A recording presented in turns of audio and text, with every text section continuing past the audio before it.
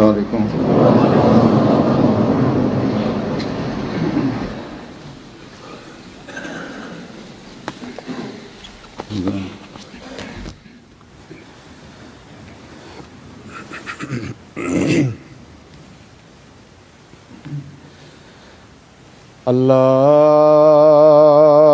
الله أكبر الله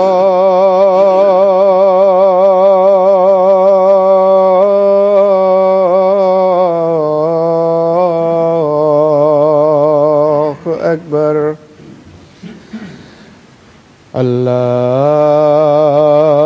الله أكبر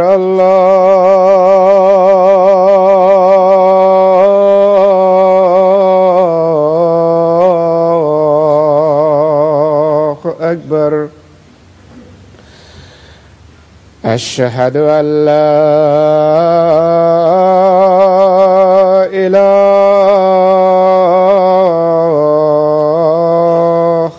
إلا الله. أشهد أن لا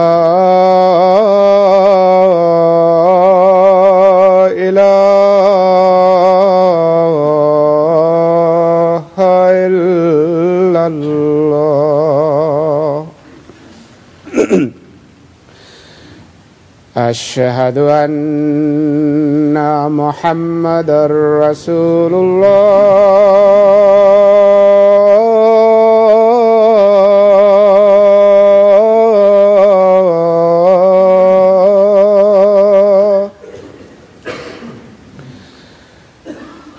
أشهد أن محمدًا رسول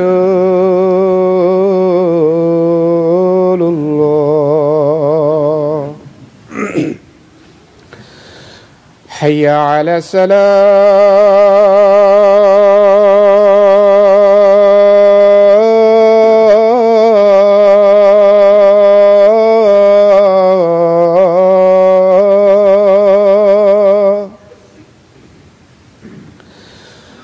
حي على الصلاة.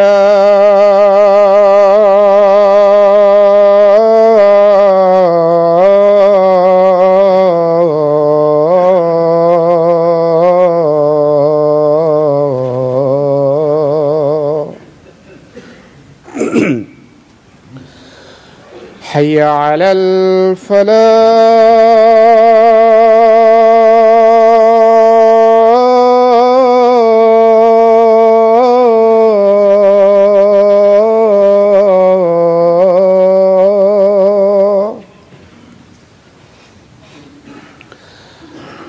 حي على الفلاح.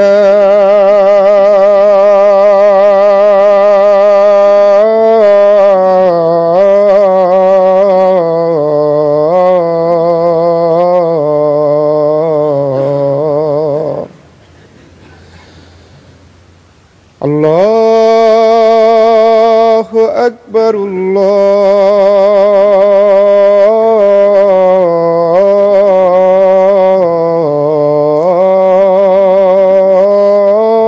الله أكبر. لا إله إلا الله.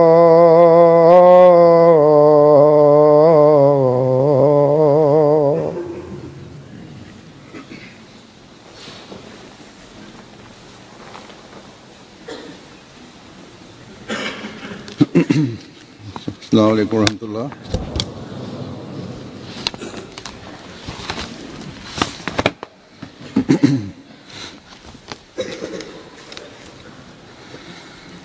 أشهد أن لا إله إلا الله وحده لا شريك له وأشهد أن محمدًا عبده ورسوله.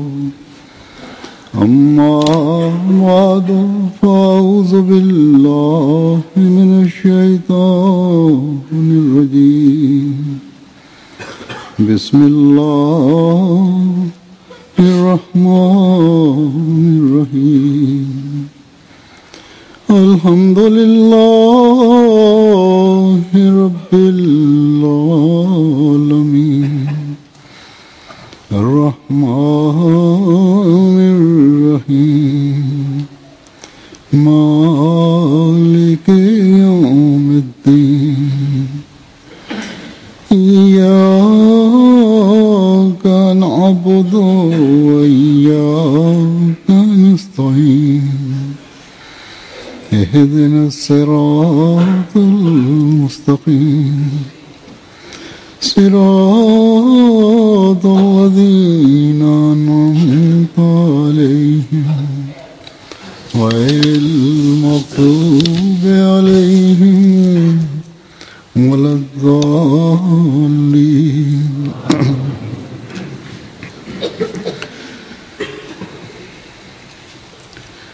आज के खुतबे के लिए भी मैं पेशगोई अॼोके खुतबे जे लाइ बि मां पेशगोई मुस्लिम मौद जे हवाले सां को मौज़ू सोचे रहियो हुउसि त सोचियुमि त उमूमी तौर ते असीं पेशगोई मुस्लिम मौद बयानु कंदा आहियूं उन जी वज़ाहत कंदा आहियूं थोरो मुख़्तसिर किन कमनि जो ज़िक्र कंदा आहियूं जेके हज़रत मुस्लिम मौद रज़ियल्लाहु ताला अन्हु कया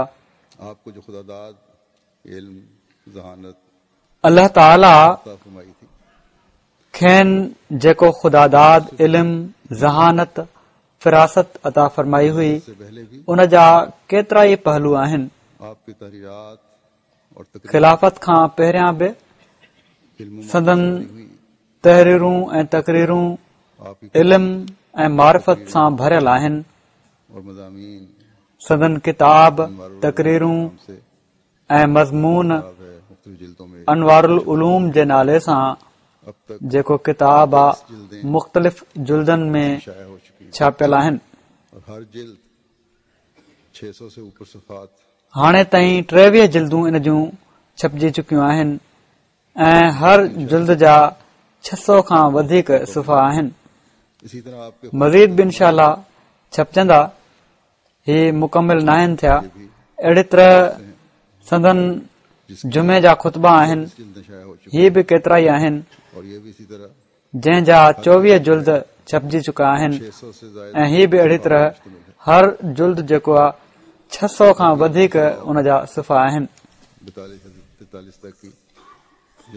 हाणे बि 1942-43 ताईं जुल्द छपजिया आहिनि खुतबनि जा मज़ीद इनशाअल्लाह छपजंदा जहिड़ो कमु चयो फज़ले उमर फाउंडेशन जेका संदन कम खे खुतबनि खे तकरीरुनि खे गॾु करण जे लाइ फैलाइण जे लाइ ठाही वई हुई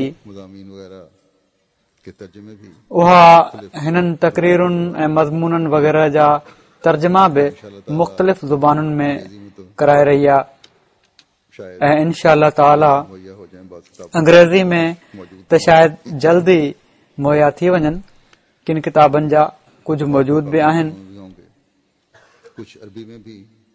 ऐं पोइ ॿियनि ज़ुबानुनि में बि थींदा कुझु अरबी में बि तर्जुमा थी चुका आहिनि ऐं छपजी बि चुका आहिनि मुंहिंजो ख़्यालु आहे घणो कमु अरबी में थियो आहे उर्दूअ खां पोइ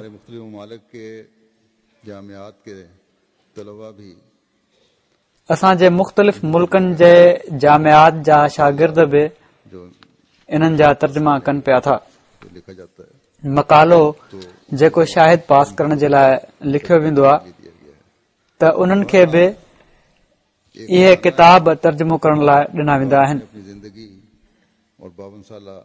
त बहरहाल हिकिड़ो खज़ानो आहे जेको पाण पंहिंजी ज़िंदगी ऐं 52 सालनि वारे ख़िलाफ़त जे दौर में जमायत खे ॾिनो अथनि पर इन जी इशाअत कुझु हज़ार जे अंग में थींदी आहे जेके दोस्त ख़रीदंदा आहिनि उहे बि शायदि ई तफ़सील सां पढ़ंदा हुजनि ऐं पोइ हाणे लखें नओ मुबाइन ऐं नओ नसुल अहिड़ो आहे जेको उर्दू में नथो पढ़ी सघे न उन्हनि जी ज़बान में उन्हनि खे मुहैया आहे। नस्ल की अक्सरियत जेको मुहैया आहे उहो बि जहिड़ो की मूं चयो तमामु थोरे अंग में आहे। आप इन लाइ अंदाजे नए नस्ल जी अक्सरियत ऐं नवमुबाइन खे ना ही संदन तहरीर ऐं तकरीर जे अंदाज़ जो पतो ई नाहे, नई संदन इल्म ऐं मारिफत जो कुझु अंदाज़ो आहे। और मुझसे भले साल बड़े भी मुंहिंजी उमिरि जा माण्हू जेके पैदाइशी अहमदी आहिनि खतीबाना ऐं मूंखां कुझु साल वॾा बि, अंदाजा नहीं उन्हनि खे बि संदन खिताबी अंदाज़ ऐं तकरीरुनि जो अंदाज़ो नथो थी सघे। अगर हम ये मजमूए और खजाने पढ़ें जेकॾहिं असीं तो तभी ही मजमूआ ऐं खज़ाना पढ़ूं त तॾहिं अल्लाह ताला की तरफ असीं संदन इल्मी वुसत में ज़ाहिरी और बातनी से ऐं अल्लाह ताला जे तरफ़ां ज़ाहिरी ऐं बातनी इल्मनि सां भरे वञण जी जेका पेशिन गोई हुई उन जो अंदाज़ो करे सघूं था जैसा कि मैंने कहा इजाफा कर सकते हैं।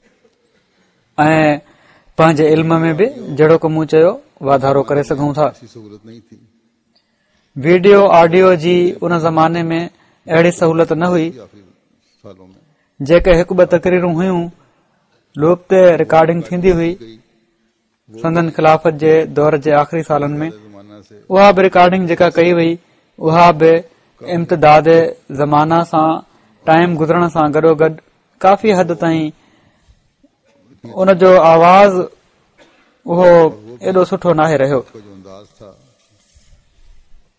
उसमें जो ऐं उहो बि संदन जेको अंदाज़ हुयो उन में जेका रिकॉर्डिंग आहे शुक्र है उहा असुल शान शौकत नथी रखे उन जो। तकरीर का बहरहाल ही शुक्र आहे त तहरीरुनि जो तकरीरुनि जो खुतबनि जो रिकॉर्ड काफ़ी हद ताईं मौजूद आहे।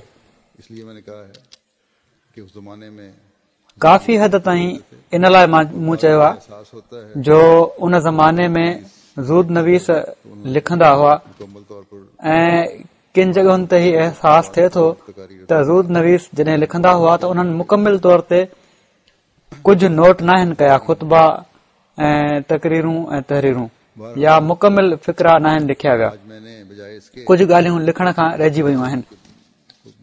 बहरहाल अॼु मूं बजाय इन जे जो इन पेशिन गोई जे बारे में कुझु बयानु कयां जितना ज्यादा सोचियो आपके अल्फाज त संदन हिकिड़ो खुतबो तय वक्त की रियायत के साथ जेतिरो घणो संदन लफ़्ज़नि में बयानु थी सघे थो जो खुतबा मैंने चुना वक़्त जो ख्यालु रखंदे उहो बयानु करे छॾियां।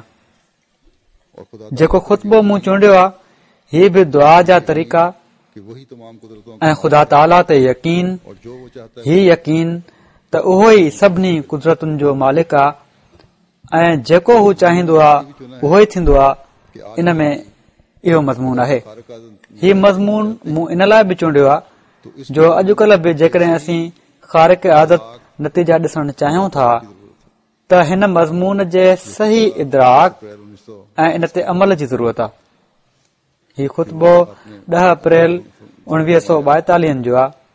कि मैंने पाण अहबाब हिन तरह फरमायाऊं तो जो दिलाई है त मूं दोस्तनि खे लगातार दुआउनि जी तरफ़ तवजो ॾियारी आहे कहते हैं ऐं उनसे पता चलता है कि जमात के एक हिस्से में हाणे जेके दोस्तनि जे तरफ़ां चिठियूं ऐं ख़त मिलनि था उन्हनि मां पतो पए थो पाई त जमायत जे हिकिड़े हिसे में मगर एक हिस्से की मौजूदा फितने वारे ज़माने जे लाइ दुआ जी तहरीक नज़र अचे थी, कि आजकल भी मगर यही सूरत हिक हिसे जी दुआ काफ़ी नाहे। मेरे हिते मां ही बि ॿुधाए छॾियां त अॼुकल्ह बि इहा ई सूरत हाल आहे। बावजूद मुंहिंजे बार बार चवण जे अपनी हालतों की दुआ जी तरफ़ तवजो ॾियण होनी चाहिए वो नहीं हो रही। पंहिंजनि हालतुनि खे मटण लाइ जेका तवजो हुअणु घुर्जे उहा नथी पई थिए। बहरहाल और औरतों वरी पाण अॻिते फरमाइनि था त ज़रूरत आहे दुआ के लिए त मर्दनि ऐं औरतुनि ऐं ॿारनि इस रंग सभिनी जी ज़हनियत खे दुआ जे लाइ मटियो वञे इस रंग में बदली जाती है ऐं हीअ ज़हनियत इन रंग में मटी वेंदी आहे त सभिनी खां पहिरियां दुआ ते यकीन ऐं ईमान पैदा थिए। की दुआ जेको शख़्स बग़ैर यकीन जे दुआ घुरे थो उन जी दुआ ख़ुदा ताला वटि मक़बूल नाहे थींदी। थी सघे थो कॾहिं अहिड़े शख़्स जी दुआ क़बूल थी वञे। पैदा करने के लिए सिर्फ़ नमूने जे तौर ते ऐं उन जी दिल में यकीन पैदा करण जे लाइ, पर कानून जे तौर ते उन शख़्स जी दुआ क़बूल थींदी आहे जंहिं जी दिल में यकीन हूंदो आहे त ख़ुदा मुंहिंजी दुआ ॿुधंदो। जीअं त क़ुर शरीफ़ में अल्लाह ताला फरमाए थो त अम्मन युजीबुल मुस्तर्र इज़ा दआह, त मुस्तर जी दुआ केरु ॿुधंदो आहे। ऐं पोइ फरमाए थो अल्लाह ई ॿुधंदो आहे। ऐं मुस्तर जी माना अरबी ज़बान में हीअ हूंदी आहे त कंहिंखे चइनी पासनि खां धिका ॾेई कंहिं पासे वठी वञनि। जेको चइनी पासनि खां रस्तो बंदि ॾिसी कंहिं हिकु पासे वञे थो उनखे मुस्तर चइबो आहे। यानी हू हर पासे बाहि ॾिसे थो, पंहिंजे साॼे ॾिसे थो त उनखे बाहि नज़र अचे थी, पंहिंजे खाॿे ॾिसे थो त उनखे बाहि नज़र अचे थी, पंहिंजे पुठियां ॾिसे थो त उनखे बाहि नज़र अचे थी, पंहिंजे हेठां ॾिसे थो त उनखे बाहि नज़र अचे थी, पंहिंजे मथां ॾिसे थो त उनखे बाहि नज़र अचे थी।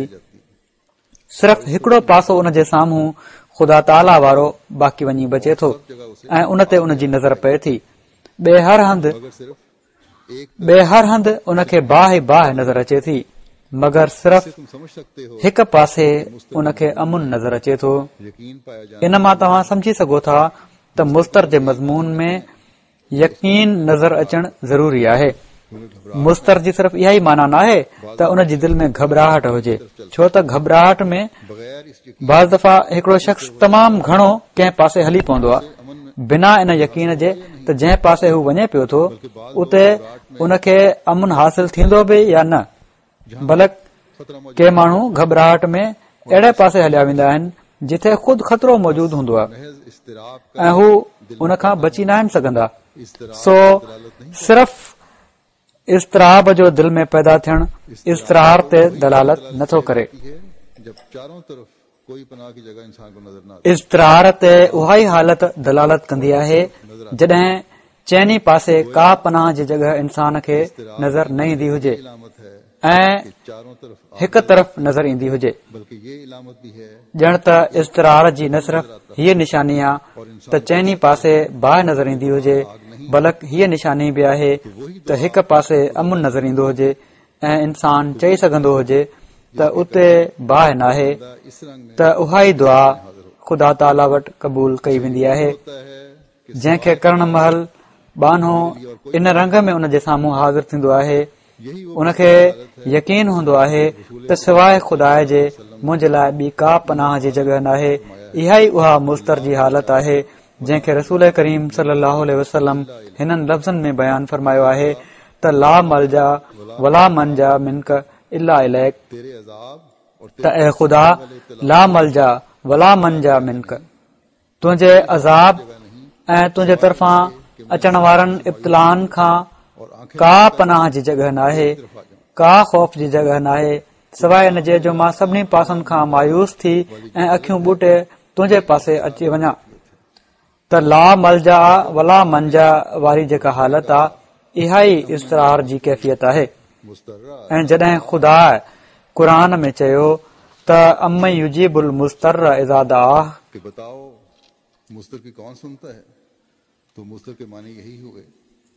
त ॿुधायो मुस्तर जी केरु ॿुधंदो आहे। त मुस्तर जी इहा ई माना थी त अहिड़े शख़्स जी दुआ जेको अल्लाह ताला खां सवाइ कंहिंखे मलज ऐं मावा नथो समझे ऐं अल्लाह ताला खां सवाइ कंहिंखे पंहिंजो मलज ऐं मंज करार नथो ॾे। ऐं हिन आयत में त अम्मन युजीबुल मुस्तर्र इज़ा दआह दर हक़ीक़त हिन इज़्तिरार वारी कैफ़ियत जी तरफ़ इशारो कयो वियो आहे। मुस्तर जे लफ़्ज़ ते ही इल्मी रोशनी विझण हिन आयत जी वज़ाहत करण खां बाद पोइ पाण जेको संदन उसलूब हुयो, तक़रीर जो तरीक़ो हुयो, मुस्तर जी मुख़्तलिफ़ ज़रूरतुनि ऐं हालतुनि जो ज़िक्र फरमाए मिसाल ऐं वाक़िया पेश कया आहिनि। संदन हर तक़रीर वाक़ियनि ऐं मिसालनि सां भरियल हूंदी हुई। पाण फरमाइनि था त इज़्तिरार दुनिया में केतिरनि ई क़िस्मनि जा हूंदा आहिनि, तंहिं करे हिते अल मुस्तर जो लफ़्ज़ रखियो वियो आहे जंहिंजी माना हर क़िस्म जा मुस्तर आहे। के बाना दुनिया में अहिड़ा हूंदा आहिनि जेके मुस्तर हूंदा आहिनि ऐं तोड़े हक़ीक़तन अल्लाह ताला ई हर मुस्तर जो इलाज आहे, मगर उन जे ॾिनल इनाम जे मातहत को बानो बि उन्हनि जे इस्तरार खे मटण जी ताक़त रखे थो। मसलन हिकिड़ो ग़रीब माण्हू आहे, उन जा कपड़ा फाटी पवंदा आहिनि, उनखे नज़र नाहे ईंदो त हू नवां कपड़ा किथां आणे। हिकिड़ो अमीर माण्हू जेको बाज़ दफ़ा हिकिड़ो हिंदू हूंदो आहे, सिख हूंदो आहे, पारसी हूंदो आहे, दरियो हूंदो आहे, को बि हुजे उहो उनखे वठी ॾींदो आहे। हाणे फरमाइनि था त हाणे तोड़े असांजे यकीन जे मुताबिक़ हिते मां मुख़्तसिर कयां पियो थो कुझु ॻाल्हियूं, छो त खुतबो काफ़ी डिघो हुयो। हीअ त फरमाइनि था त हाणे तोड़े असांजे यकीन जे मुताबिक़ ख़ुदा ई उन अमीर माण्हू जी दिलि में हीअ तहरीक पैदा कई हूंदी त हू उनखे कपड़ा वठी ॾे, मगर जेको कामिल ईमान नाहे हूंदो उहो समझंदो आहे त मुंहिंजे इस्तरार जी हालत में फिलाणो माण्हू कमु आयो आहे, मगर उहो ई माण्हू जंहिं उनखे कपड़नि जो जोड़ो वठी ॾिनो हो, जॾहिं ही अहिड़ी बीमारी में मुब्तला हूंदो आहे जो उन जे लाइ खाइण पीअण हराम थी वेंदो आहे, पाणी ताईं उनखे हज़म नाहे थींदो, सॼे जिस्म जी सिहत जी हालत ख़राब थी वेंदी आहे, घुमी फिरी बि नाहे सघंदो, त अहिड़ी हालत में उहो अमीर माण्हू उन जी मदद नाहे करे सघंदो। बल्कि जेकॾहिं को सुठो तबीब डॉक्टर हुजे, सुठो क़ाबिल ऐं रहम दिल जेको हूंदो आहे, उहो उनखे इन हालत में ॾिसंदो आहे त चवंदो आहे त तोखे इलाज ते पैसो ख़र्च करण जी तौफ़ीक़ नाहे, मां तोखे मुफ़्त दवा ॾियण जे लाइ तयारु आहियां। फरमाइनि था त इन इस्तरार जी हालत में अमीर उन जे कमु न आयो, बल्कि तबीब उन जे कमु आयो। पोइ कॾहिं ईअं थींदो आहे जो उन ते को केस ठही वेंदो आहे, हू बेगुनाह हूंदो आहे, उन जो दुश्मन ज़बरदस्त हूंदो आहे ऐं उहो कंहिं सबब नाराज़ थी कंहिं केस में फासाए उनखे अदालत ताईं पहुचाईंदो आहे। हाणे उनखे न वकील करण जी तौफ़ीक़ आहे ऐं न पाण उन सां केस विढ़ण जी क़ाबिलियत आहे। हैरान थींदो आहे त छा करे, आख़िर को रहम दिल वकील उनखे मिली वेंदो आहे ऐं हू चवंदो आहे त मां बिना फी जे तुंहिंजी वकालत करण जे लाइ तयारु आहियां। हाणे इन मौक़े ते ॿियो को कमु न आयो, सिर्फ़ वकील उन जे कमु आयो। वरी हिकिड़ो मिसाल ॾिनो अथनि त अहिड़ी तरह ज़मीनदार जो मिसाल ॾिनो अथनि। वरी अॻिते फरमाइनि था, चवनि था त हिक ई इंसान जे मुख़्तलिफ़ इस्तरारनि में मुख़्तलिफ़ माण्हू उन जे कमु अची सघनि था, पर अल्लाह ताला फरमाए थो अम्मन युजीबुल मुस्तर इज़ा दआ, बिल्कुलु मुस्तर जंहिं जे लाइ को शर्त न आहे त उहो कहिड़े क़िस्म जो मुस्तर हुजे, तोड़े उहो बुखियो हुजे, उघाड़ो हुजे, उन्यारो हुजे, बीमार हुजे, बोझ खयूं वेंदो हुजे, कंहिं बि क़िस्म जो इस्तरार हुजे, उन जी समूरिन ज़रूरतुनि खे पूरो करण वारी सिर्फ़ अल्लाह ताला जी ज़ात आहे।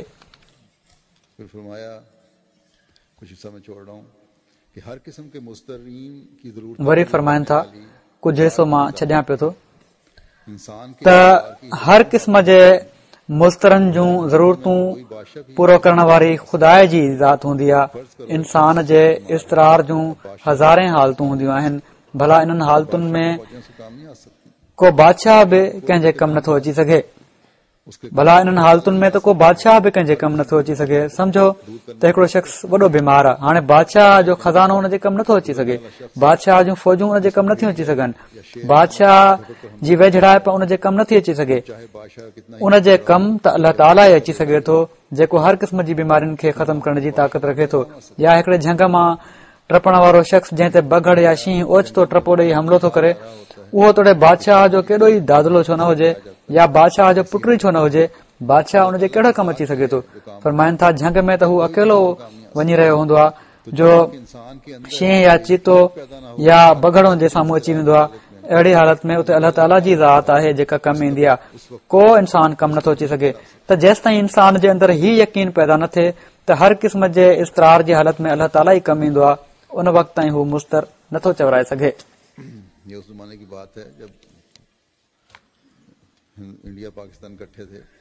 हीअ उन ज़माने जी ॻाल्हि आहे जॾहिं इंडिया पाकिस्तान गॾु हुआ ऐं बरतानिया जी हुकूमत हुई हिंदुस्तान ते। उन जो हिकिड़ो मिसाल ॾींदे फरमाइनि था त अंग्रेज़नि जे मातहत ई हिंदुस्तान में केतिरियूं बुज़दिल क़ौमूं आहिनि, मगर अंग्रेज़ उन्हनि खे दिलेर न बणाए सघिया। सिर्फ़ एतिरो चई ॾिनऊं त उन्हनि खे फ़ौज में भर्ती न कयो वञे, ॼण त बजाए इन जे जो हू उन्हनि जी तरक़ी जो बाहिस बणजनि हा, उन्हनि खे उन ई बुज़दिली जी खॾ में किरायल रखियो जंहिंमें हू पहिरियां किरियल हुआ। पर अल्लाह ताला जी ज़ात खे ॾिसो, उन सां तालुक़ रखण सां वॾा वॾा बुज़दिल दिलेर बणिजी वेंदा आहिनि ऐं वॾियूं वॾियूं गैर मुनज़म क़ौमूं मुनज़म बणिजी वेंदियूं आहिनि। फरमाइनि था ख़ुदा जिन क़ौमुनि खे तरक़ी ॾींदो आहे उन्हनि में इनकलाब आणे छॾींदो आहे ऐं उन्हनि जूं दिलियूं बिल्कुलु मटिजी वेंदियूं आहिनि। उन्हनि जी कमज़ोरी ऐं बुज़दिली ख़तम थी वेंदी आहे ऐं उन्हनि जे अंदरि अहिड़ी ताक़त ऐं कुवत अची वेंदी आहे जो दुनिया हैरान थी वेंदी आहे। हाणे मुस्लमान जो मिसाल ॾिनो अथनि त मुस्लमाननि खे ॾिसी वठो। अरब हिकिड़ो अहिड़ो मुल्क हुयो जंहिंजा रहाकू कंहिं हिक बादशाह जे मातहत रहण ऐं बाक़ाइदा कंहिं निज़ाम जे मातहत अचण बर्दाश्त न कंदा हुआ। बल्कि कबीलनि जा सरदार अवाम खां सलाह वठी कमु कंदा हुआ ऐं हर कबीलो पंहिंजी पंहिंजी जॻह आज़ाद सम्झो वेंदो हुयो, मगर उन्हनि जी एतिरी हैसियत बि न हुई जेतिरी अॼुकल्ह नंढी खां नंढी रियासतुनि जी हूंदी आहे। को कंहिं कबीले में 1000 माण्हू हुआ, कंहिं में 2000 माण्हू हुआ, कंहिं कबीले में 3000 माण्हू हुआ। मके जी आबादी बि उन वक़्तु सिर्फ़ 10-15 हज़ार हुई जंहिंमें केतिरा ई कबीला हुआ। पोइ उन्हनि में को निज़ाम न हुयो, उन्हनि वटि को खज़ानो न हुयो, को सिपाही न हुयो, को अहिड़ो खातो न हुयो जंहिं हेठि बाक़ाइदा फ़ौजूं रखियूं वेंदियूं हुजनि ऐं सिपाही भर्ती कया वेंदा हुजनि। मक़सद उहा हिकिड़ी अहिड़ी क़ौम हुई जेका बिल्कुलु ख़राब हलत चलत वारी हुई। को तरीक़ो, को निज़ाम, सही निज़ाम उन्हनि में न मिलंदो हुयो। अहिड़ी हालत में रसूल करीम सल्लल्लाहु अलैहि वसल्लम खे अल्लाह ताला मबूस फरमायो ऐं तमाम ई थोरनि माण्हुनि मथनि ईमान आंदो। पर तमाम ई थोरनि माण्हुनि मथनि ईमान आंदो। मौक़िक़नि जे वेझो समूरी मके वारी ज़िंदगी में जिन माण्हुनि मके में इस्लाम क़बूल कयो उन्हनि जो अंग 100 जे वेझो बणिजे थो। मक़सद हिननि थोरनि माण्हुनि रसूल करीम सल्लल्लाहु अलैहि वसल्लम ते ईमान आंदो। मके जा माण्हू पहिरियों त खुद ई दुनिया जे लिहाज़ खां तमामु हक़ीर हुआ, उन्हनि में का ताक़त ऐं कुवत न हुई। हूअं तोड़े जंगजू हुआ, पंहिंजे कबीले जो लिहाज़ रखण वारा हुआ, पर दुनियावी लिहाज़ खां त का ताक़त न हुई। पोइ उन्हनि कमज़ोर माण्हुनि मां बि अहिड़ा माण्हू इस्लाम में दाख़िल थिया जेके मके वारनि जी नज़र में बि कमज़ोर सम्झा वेंदा हुआ, मगर पोइ अल्लाह ताला उन्हनि जी दिलनि में केॾी बहादुरी पैदा करे छॾी ऐं बेनिज़ामी जी जॻह ते कहिड़ी न आला दर्जे जी तंज़ीम जो नज़ारो नज़र अचण लॻो। इहे ई मके जा माण्हू या अरब जा रहाकू कंहिं जी ॻाल्हि मञण बर्दाश्त न कंदा हुआ, यानी इताअत जेको दुनिया जी मुहज़ब क़ौमुनि जो शिआर सम्झो वेंदो आहे, उहा उन्हनि जे वेझो सख़्त ज़िलत जी ॻाल्हि हुई।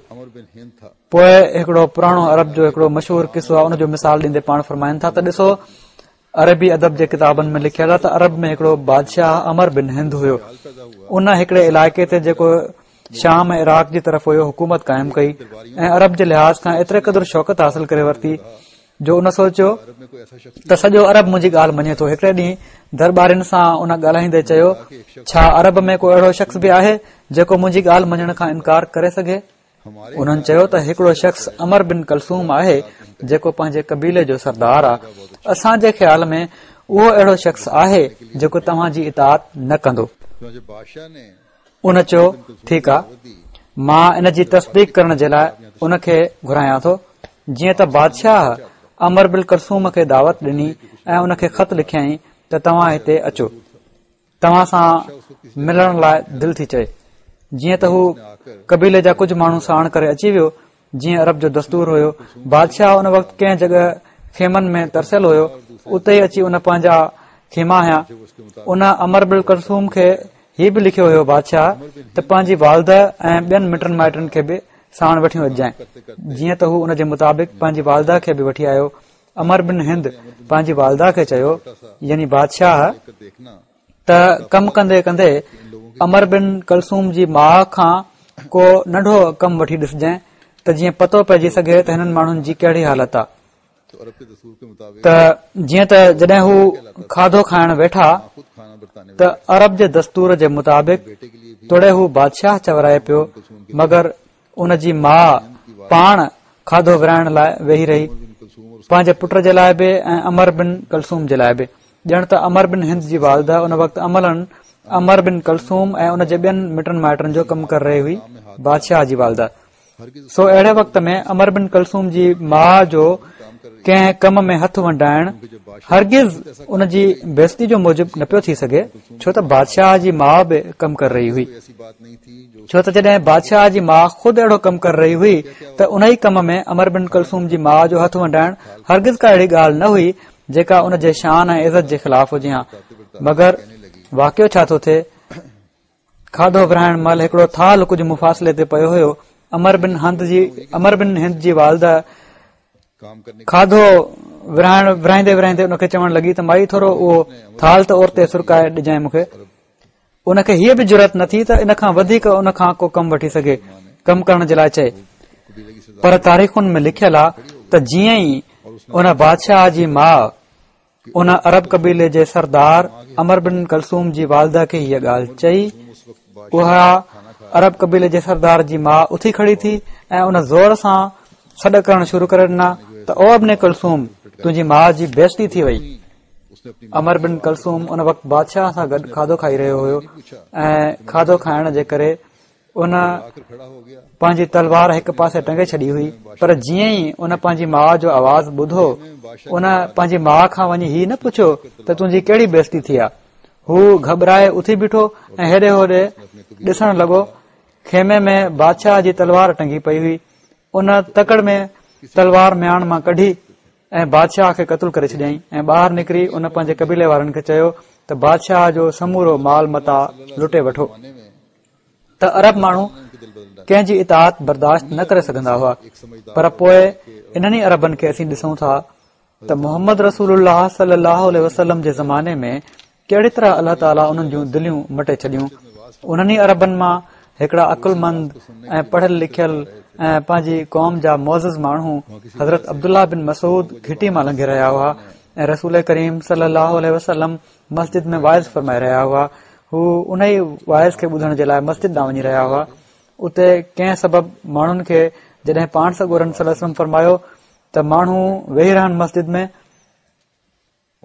त पाण छो त रस्ते में हुआ, वञी रहिया हुआ, पाण आवाज़ ॿुधाऊं, पाण बि वेही रहिया ऐं ॿारनि वांगुरु गिलजी उन्हनि मस्जिद ॾांहुं वञणु शुरू करे ॾिनो।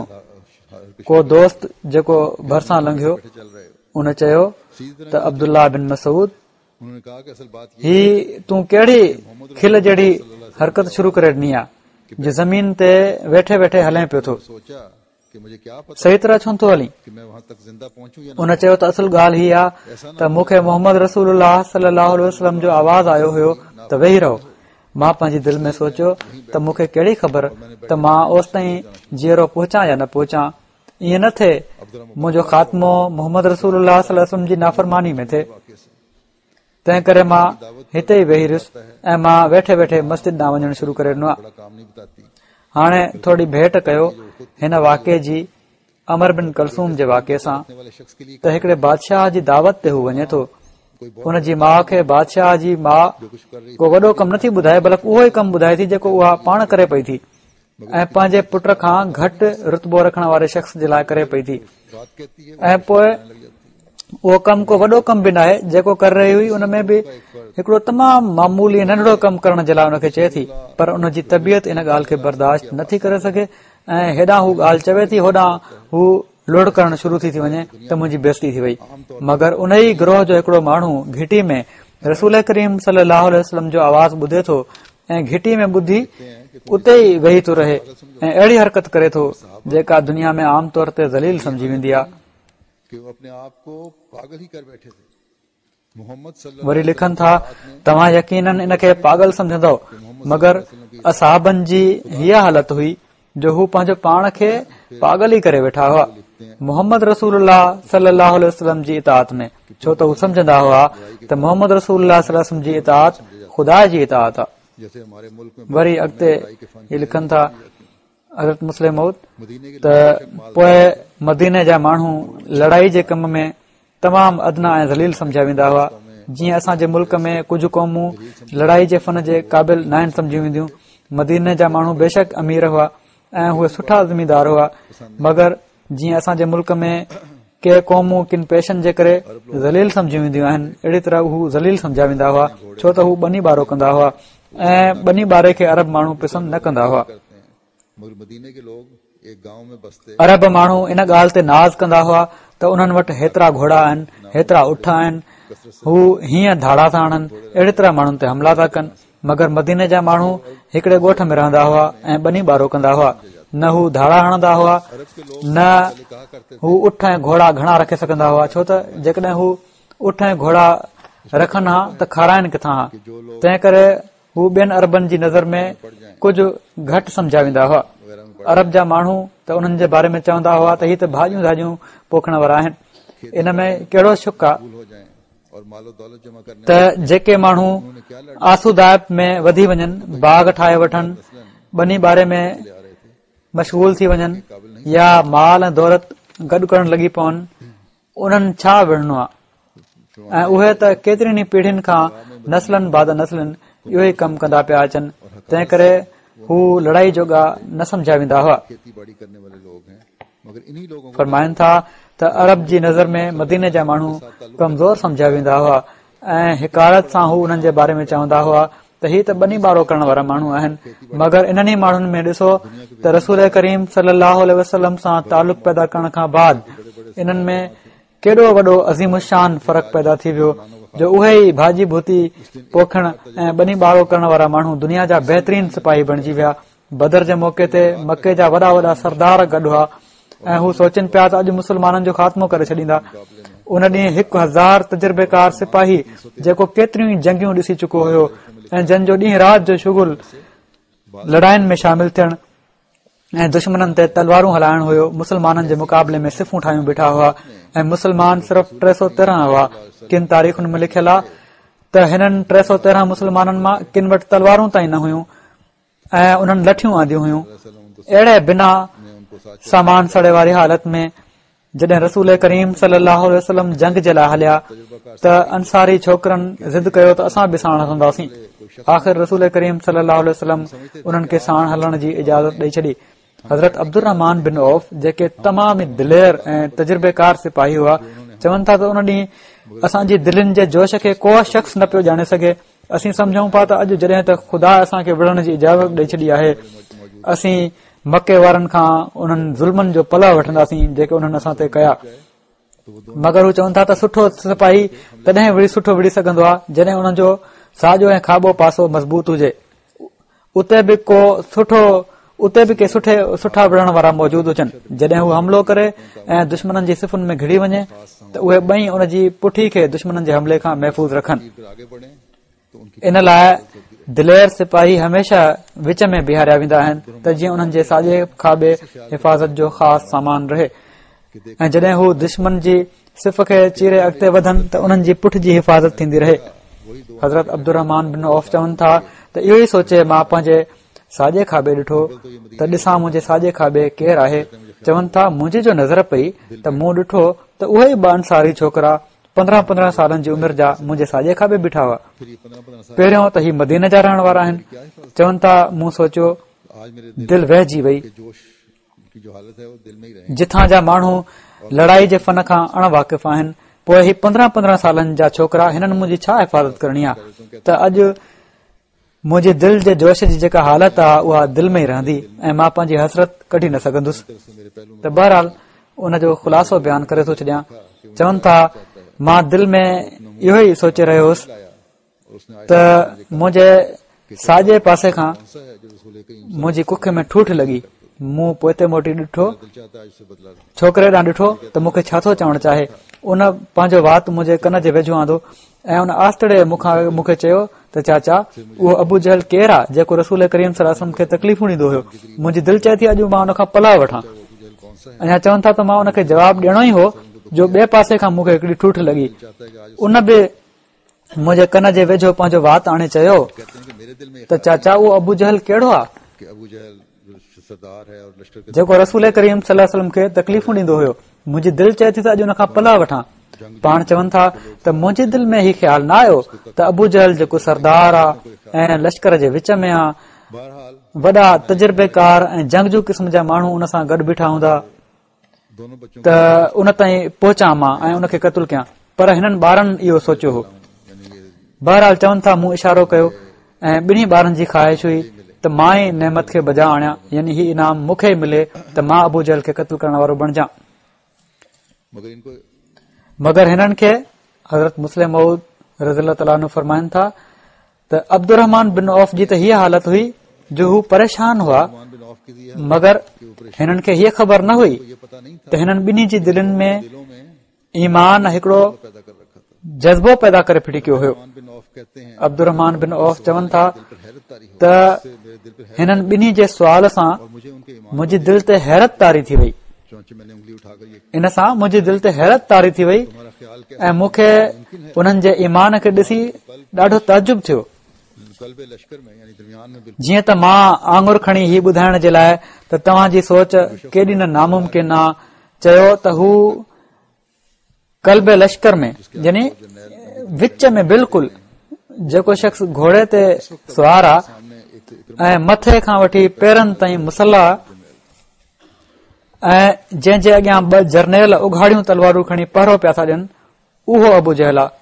उन वक़्तु अबू जहल जे साम्हूं हिकु त इकरमा उघाड़ी तलवार खणी पहिरो ॾेई रहियो हुयो ऐं हिकिड़ो ॿियो मशहूर जरनेल हुयो। त चवनि था त इकरमा बि को मामूली इंसान न हुयो, बल्कि उन वक़्तु दुनिया जे बहितरीन सिपाहियुनि मां हो ऐं हू ॿई उन वक़्तु उघाड़ियूं तलवारूं खणी अबू जहल जे साम्हूं बीठा हुआ। मक़सद त अब्दुर्रहमान बिन औफ चवनि था त मां आंगुर खणी उन्हनि खे ॿुधायो त अबू जहल कहिड़ो आहे ऐं मुंहिंजो मक़सद हीउ हुयो त उन्हनि खे ख़बर पइजी वञे त उन्हनि जी सोच केॾी न नामुमकिन आहे। मगर चवनि था त अञा मुंहिंजी आंगुर हेठि न आई हुई, जहिड़ी तरह बाज़ झिरकी ते हमलो कंदो आहे अहिड़ी तरह उन्हनि यकदम हमलो करे ॾिनो ऐं इन खां अॻु जो काफ़रनि जे लश्कर खे होश अचे त ही छा थी वियो, उन्हनि अबू जहल खे ज़ख़्मी करे हेठि कराए फिटी कयो।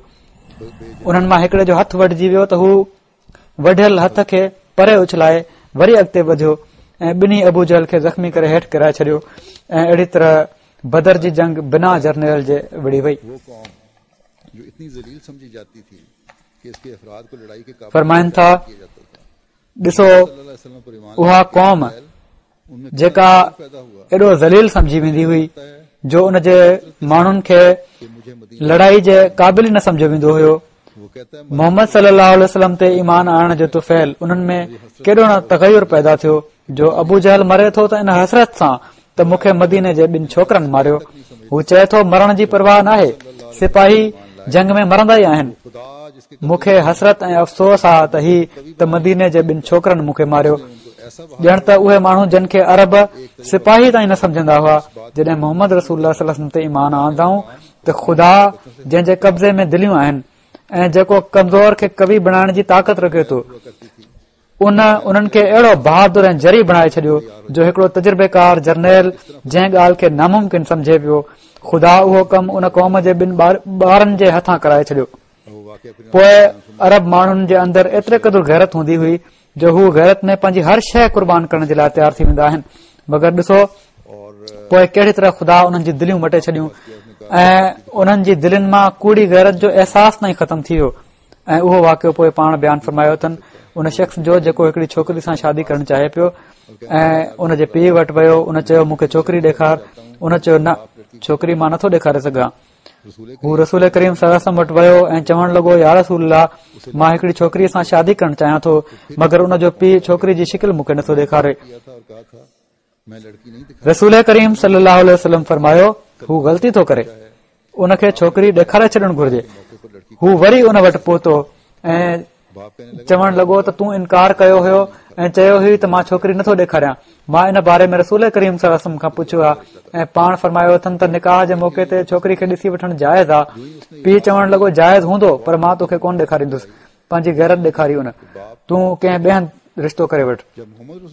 छोकिरी अंदरि वेठी ही ॻाल्हियूं ॿुधी रही हुई, जीअं ई उन हीअ ॻाल्हि ॿुधी उहा फौरन मुंहुं घाड़े ॿाहिरि निकिरी आई ऐं चवण लॻी बाबा तव्हां छा था चओ? जॾहिं मोहम्मद रसूलुल्लाह सल्लल्लाहु अलैहि वसल्लम चवनि था त छोकिरी खे निकाह खां पहिरियां ॾिसणु जाइज़ आहे त तव्हांखे इन खां कहिड़ो इनकार थी सघे थो? पोइ हू उन नौजवान खे चवण लॻी वठि मां तुंहिंजे साम्हूं बीठी आहियां, मूंखे ॾिसी वठि। उन नौजवान चयो मूंखे ॾिसण जी ज़रूरत नाहे, मूंखे अहिड़ी छोकिरी पसंदि आहे जेका ख़ुदा ऐं उन जे रसूल जी अहिड़ी फर्माबरदार आहे। त ॾिसो कहिड़ी तरह अरब वारनि जे कुलूब खे बज़ाहिर दुनियावी इज़तूं कुर्बान करण जे लाइ रसूल करीम सल्लल्लाहु अलैहि वसल्लम तयारु कयो जो उन्हनि जे मद्देनज़र सवाइ इन जे ॿी का ॻाल्हि न रही त ख़ुदा ऐं उन जे रसूल जो कहिड़ो हुकुम आहे त कुलूब खे दुनिया जी का हुकूमत नथी मटे सघे। कुलूब खे अलाह ताला ई मटींदो आहे। बुज़दिल बहादुर बणिजी वेंदा आहिनि ख़ुदा जे हुकुम जे मातहत ऐं बहादुर बुज़दिल बणिजी वेंदा आहिनि ख़ुदा जे हुकुम जे मातहत। कंजूस सखी बणिजी वेंदा आहिनि ख़ुदा जे हुकुम हेठि ऐं सखी कंजूस बणिजी वेंदा आहिनि ख़ुदा जे हुकुम हेठि। जाहिल आलिम बणिजी वेंदा आहिनि ख़ुदा जे हुकुम हेठि ऐं आलिम जाहिल बणिजी वेंदा आहिनि ख़ुदा जे हुकुम हेठि। जॾहिं ख़ुदा कंहिं क़ौम जे बारे में हुकुम ॾींदो आहे त उनखे मिटाए छॾियो त उन जा आलिम जाहिल थी वेंदा आहिनि, उन जा बहादुर बुज़दिल थी वेंदा आहिनि ऐं उन जा सखी कंजूस थी वेंदा आहिनि ऐं उन जा ताक़तवर कमज़ोर थी वेंदा आहिनि। मगर जॾहिं ख़ुदा कंहिं क़ौम जे बारे में फ़ैसिलो कंदो आहे त उनखे वधायो वञे त उन जा कमज़ोर दिलेर बणिजी वेंदा आहिनि, उन जा जाहिल आलिम बणिजी वेंदा आहिनि, उन जा बख़ील सखी बणिजी वेंदा आहिनि ऐं उन जा बेवकूफ़ अकुलमंद बणिजी वेंदा आहिनि। पंहिंजी ज़िंदगी में अहिड़े क़िस्म जा केतिरा ई मिसाल ॾिठा आहिनि। फरमाइनि था अहमदन में बि असां ॾिठो आहे त हिकिड़ो शख़्स इख़लास सां अहमदी थींदो आहे। उहो अणपढ़ियल ऐं जाहिल हूंदो आहे पर अहमदी थींदे ई उन जी ज़ुबान अहिड़ी तरह खुली वेंदी आहे जो वॾा वॾा मुल्ला बि उन सां ॻाल्हि करण खां घबराईंदा ऐं घबराइण ऐं पासो करण लॻी पवंदा आहिनि। मगर असां हीउ बि ॾिठो आहे त के इल्म वारा माण्हू असांजी जमायत में दाख़िल थींदा आहिनि मगर छो त उन्हनि जी दिलनि में अहमद जे बारे में इख़लास नाहे हूंदो तंहिं करे हू ओड़ी तरह ई जाहिल रहंदा आहिनि जहिड़ी तरह गैर अहमदी हुअण जी हालत में दीन जे इल्म खां जाहिल हूंदा हुआ, जंहिं मां साफ़ पतो पए थो त असांजो इल्म ज़ाती नाहे बल्कि ख़ुदा जो ॾिनल इल्म आहे। असांजी दिलेरी पंहिंजी नाहे बल्कि ख़ुदा जी ॾिनल दिलेरी आहे। असां जूं कुर्बानियूं पंहिंजियूं न बल्कि ख़ुदा जी ॾिनल तौफ़ीक़ जो नतीजो आहिनि। जेकॾहिं उहा ख़ुदा जी ॾिनल दिलेरी न हुजे हा, जेकॾहिं उहो ख़ुदा जो ॾिनल इल्म न हुजे हा, जेकॾहिं उहा ख़ुदा जी ॾिनल जुरत न हुजे हा त उन जो इख़लास सां कहिड़ो तालुक़ हुजे हा। पोइ त आदतुनि सां, महिनत सां ऐं ज़ाती जदोजहद सां ऐं कोशिश सां ई हुन जो तालुक़ हुजे हा। हालांकि असां ॾिसूं था त दुनियावी माण्हू जेके दुनिया जी हालत करे इन्हनि ॻाल्हियुनि खां बिल्कुलु अणॼाण हूंदा आहिनि मगर उन्हनि जी दिलनि में इख़लास हूंदो आहे। पोइ पाण मिसाल ॾिनो अथनि, इन जो ख़ुलासो बयानु करे थो छॾियां। पीरो हिकिड़ो शख़्स हूंदो हुयो जेको हज़रत मसीह मौद अलैहिस्सलाम जो ख़ादिम हुयो, तमामु सादड़े अकुल जो माण्हू हुयो, सम्झी न सघंदो हुयो त अहमदियत कहिड़ी शइ आहे। हज़रत मसीह मौद अलैहिस्सलाम सां उन जो ज़ाती लॻाउ हुयो। उन जा पीउ माउ उनखे छॾे विया, बीमार हुयो, इलाज कराइण जे लाइ हज़रत मसीह मौद अलैहिस्सलाम वटि। हज़रत मसीह मौद अलैहिस्सलाम उन जो इलाज कयो, ठीकु थी वियो। हू ॾोढी में पियो रहंदो हुयो। उन जा मिट माइट जॾहिं वापसि वठण जे लाइ आया, उन चयो न, हाणे जंहिं मुंहिंजो इलाज कयो हुयो मां त उन वटि ई रहंदुसि, तव्हां सां नाहे वञणो। उते वेठो हूंदो ॾोढी में हज़रत मसीह मौद अलैहिस्सलाम जी पैगाम आणण चाइण, महिमाननि खे खाधो ॾियण, ही कमु हुयो उनजो, पर निमाज़ूं न पढ़ंदो हुयो। हज़रत ख़लीफ़ा अव्वल रज़ी अल्लाह ताला अन्हु चयो त हिते वेठो रहे थो, किन माण्हुनि जे लाइ ठोकर जो मूजिब न बणिजी वञे त निमाज़ूं नथो पढ़े। उनखे चयाऊं त निमाज़ पढ़ंदो कर। ख़ैर उनखे ॾाढो सम्झायूं, शायदि उनखे लालच बि ॾिनऊं। हिकिड़े ॾींहुं हू निमाज़ पढ़ण वियो। इन अरसे में जॾहिं हू निमाज़ पढ़ी रहियो हो मस्जिद में त अंदरां माई जेका मानी खणी आई महिमाननि जे लाइ, उन हिनखे सॾु कया। हिन ताईं आवाज़ न पहुतो त ज़ोर सां सॾु कयईं त मानी खणी वञ न त मां तुंहिंजी दाह ॾींदीमांइ।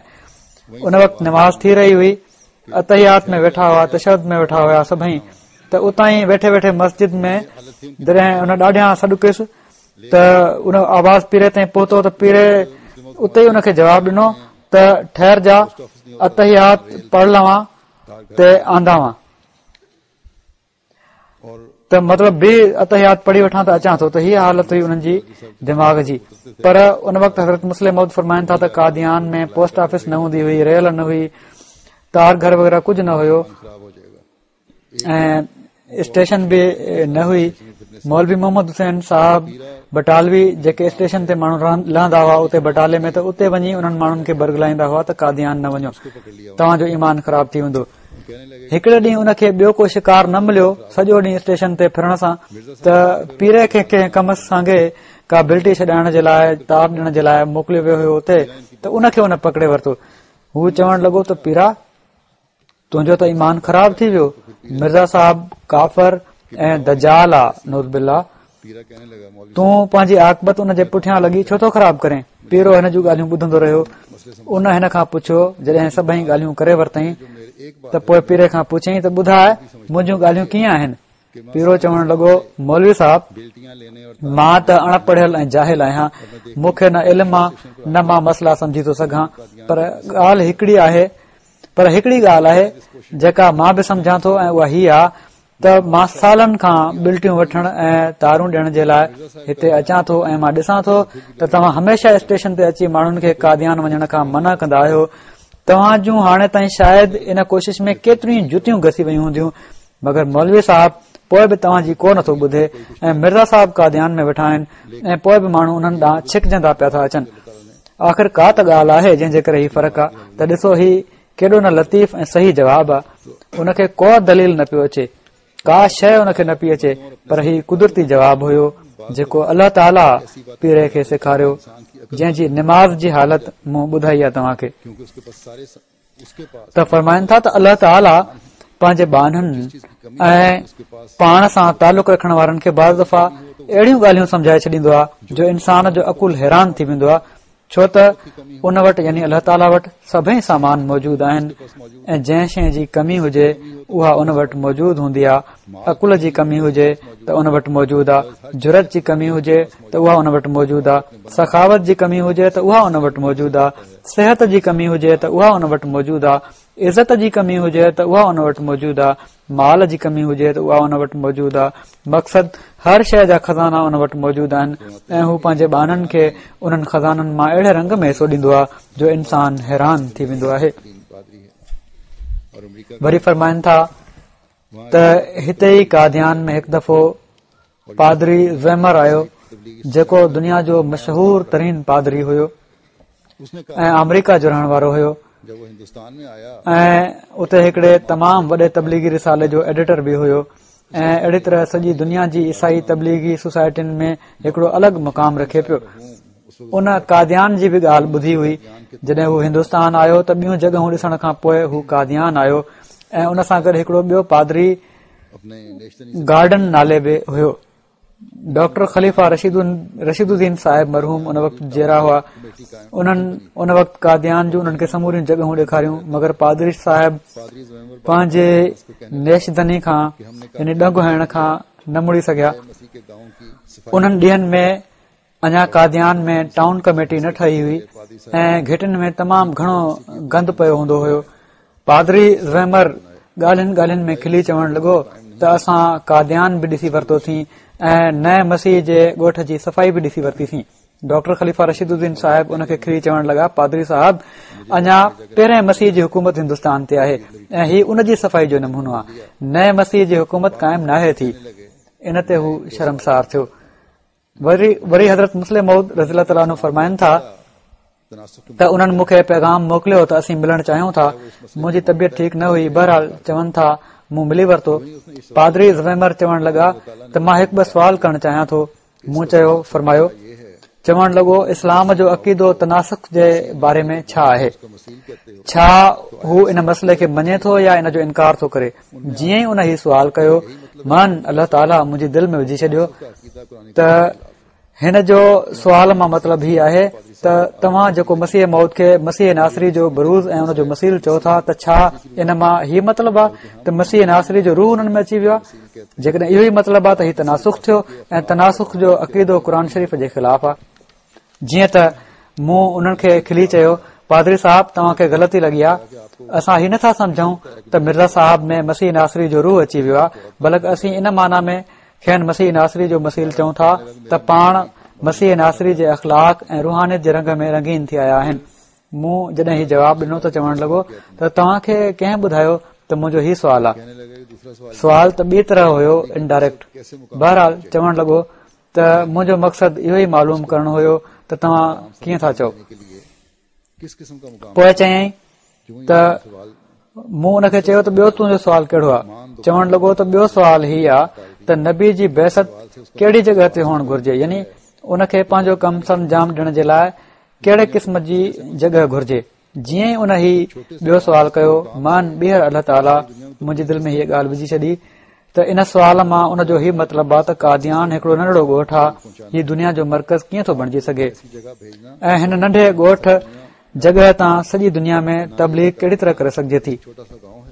जेकॾहिं हज़रत मिर्ज़ा साहिब जी बहसत जो मक़सदु सॼी दुनिया में इस्लाम जी तबलीग पहुचाइण आहे त खेनि अहिड़ी जॻह मोकिलणु घुर्जे हा जिथां सॼी दुनिया में आवाज़ पहुची सघे हा।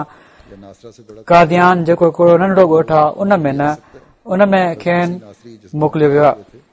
उसका नाम नासिर। मक़सद त अल्लाह ताला इन सुवाल जे मान बाद हीअ ॻाल्हि मुंहिंजी दिलि में विझी छॾी ऐं मां वरी उनखे मुर्की चयो त पादरी साहिब नासरा या नासरा कि मैंने इस बात का जवाब दिया खां वॾो को शहर हुजे उते नबी अची सघे थो। भी किया था। मसीह नासरी जंहिं ॻोठ में ज़ाहिर थिया हुआ उन जो नालो नासरा हुयो ऐं नासरा जी आबादी मस 10-12 घर हुई। सवालात के मुतालिक कबल मुंहिंजे इन सुवाल ते उन जो रंग उॾी वियो दिया कि ऐं हू हैरान थियो ऐं मां उनखे इन ई ॻाल्हि जो क्या क्या है। उहो हैरान थियो त मां उनखे उन जी ॻाल्हि जो जवाब ॾेई छॾियो आहे। अहिड़ी तरह को टियों सुवाल बि उन कयो जेको यादि न आहे। बहरहाल फरमाइनि था त बहरहाल उन 3 सुवाल कया ऐं टिनी सुवालनि जे बारे में वक़्त खां अॻु अल्लाह ताला इल्का करे मूंखे ॿुधाए छॾियो त हिननि सुवालनि मां असुल मक़सद छा आहे।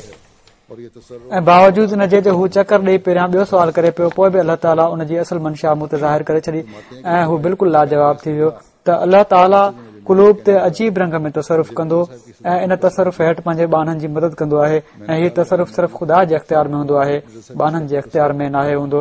फरमाइनि था हिकु दफ़ो हिकिड़ो उबतो बहस कंदड़ मुला मस्जिद में मूंखे मिलियो ऐं चवण लॻो मूंखे मिर्ज़ा साहिब जी सदाकत जो सबूत ॾियो। मूं चयो क़ुर मौजूद आहे, सॼो क़ुर हज़रत मिर्ज़ा साहिब जी सदाकत जो सबूत आहे। चवण लॻो कहिड़ी आयत? मूं चयो क़ुर शरीफ़ जी हर आयत मिर्ज़ा साहिब जी सदाकत जो सबूत आहे। हाणे हीउ त सही आहे त क़ुर शरीफ़ जी हर आयत ई कंहिं न कंहिं रंग में नबी ते चश्मा थी सघे थी, मगर कुझु आयतूं अहिड़ियूं आहिनि जो उन्हनि खे सम्झण ऐं हीउ ॿुधाइण त कहिड़े रंग में उन मां नबी जी सदाकत जो सबूत मिले थो निकिरे थो तमामु ॾुखियो आहे।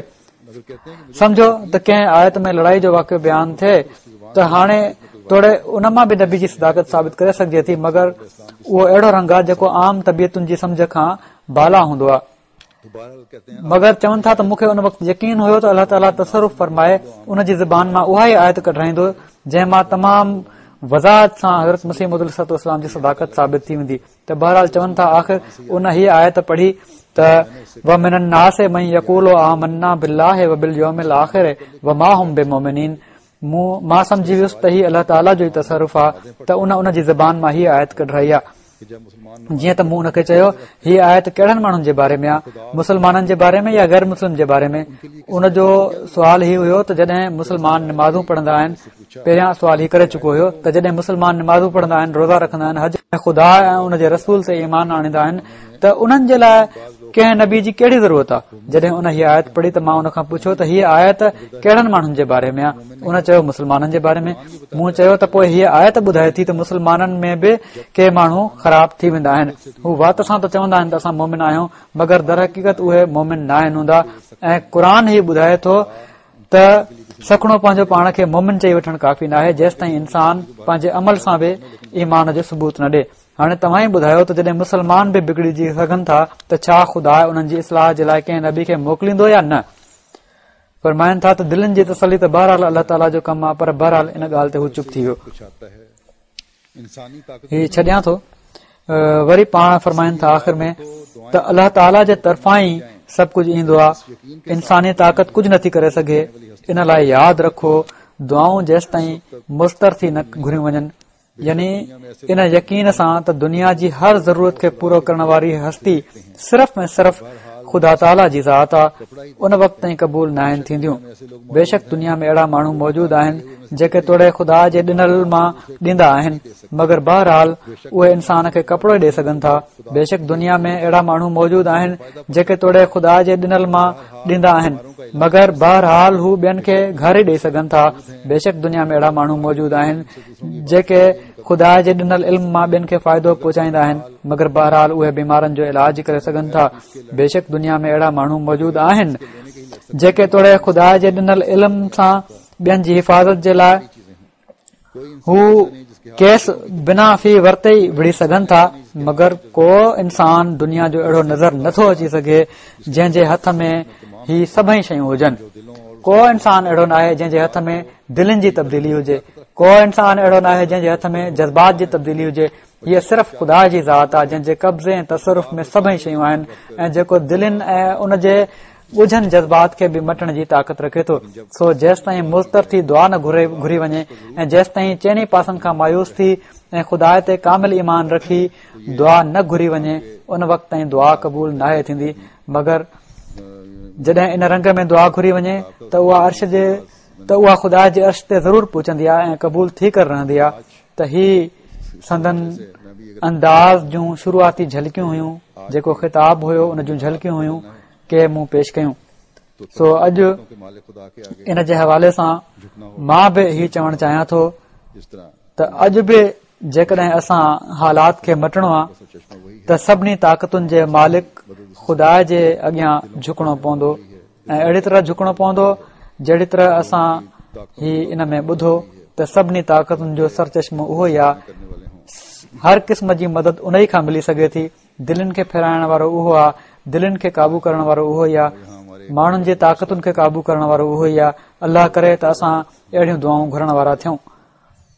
अॼु हिते असांजा हिकिड़ा तमामु मुख़लिस कारकुन जेके शोबे ज़ियाफ़त यूके में कमु कंदा हुआ ऐं पहिरियां जर्मनी में बि वॾो वक़्तु कमु कंदा रहिया, मुकरम अज़ीम साहब, उन्हनि जो जनाज़ो इहो ख़्यालु हुयो त उन्हनि जी वफ़ात थी वई आहे 2-3 ॾींहं पहिरियां। इन्ना लिल्लाहि व इन्ना इलैहि राजिऊन। जनाज़ो उन्हनि जो थियणो हुयो, पर छो त सर्टिफिकेट वग़ैरह जी ॾुखियाई हुई अञा हासिल करण में, तंहिं करे जनाज़ो थी न सघियो। अल्लाह ताला हिननि जा दर्जात बुलंद फरमाए। 1-2 ॾींहंनि ताईं जनाज़ो बि इनशाअल्लाह थी वेंदो मस्जिद फज़ल में। जॾहिं बि उतां हिननि जो लाश अस्पताल मां समूरियूं कानूनी कारवायूं करण खां पोइ मिली वेंदो। त बहरहाल ही तमामु फिदाई कारकुन हुआ, मुख़लिस हुआ, वफ़ादार हुआ, हर हिक जो दर्द रखण वारा हुआ, ख़िदमत ख़ल्क़ जे जज़्बे सां भरियल हुआ। अल्लाह ताला हिननि जा दर्जात बुलंद फरमाए। ऐं हिननि जा समूरा ॿार अञा पढ़नि पिया था। 3 ॿार आहिनि, 2 धीअरूं 1 पुटु, ऐं वॾा इख़लास वारा आहिनि। अल्लाह ताला उन्हनि खे बि पंहिंजे हिफ़्ज़ ऐमान में रखे, हिननि जी घरवारी खे बि सब्र ऐं हौसलो ॾे ऐं ॿारनि ते बि अहिड़ो हथ रखे जो उन्हनि खे उन्हनि जे पीउ जी कमी जेका आहे उहा अल्लाह ताला पंहिंजे फज़ल सां ई पूरी फरमाईंदो रहे।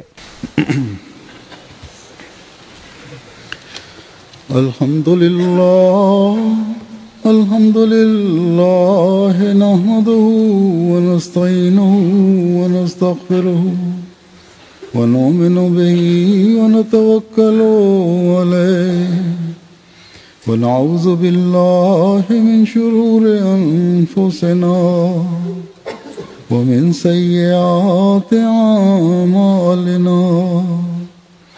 मन यहदिहिल्लाहु फला मुदिल्ल लहु व मन युद्लिल्हु फला हादिय लहु व नशहदु अल्ला इलाहा इल्लल्लाह व नशहदु अन्ना मुहम्मदन अब्दुहु व रसूलुहु। इबादल्लाहि रहिमकुमुल्लाह इन्नल्लाह यामुरु बिल अदलि वल इहसानि व ईताइ ज़िल क़ुर्बा व यन्हा अनिल फ़हशाइ वल मुनकरि वल बग़ि यइज़ुकुम लअल्लकुम तज़क्करून। उज़्कुरुल्लाह यज़्कुरकुम वदूहु यस्तजिब लकुम वलज़िक्रुल्लाहि अकबर।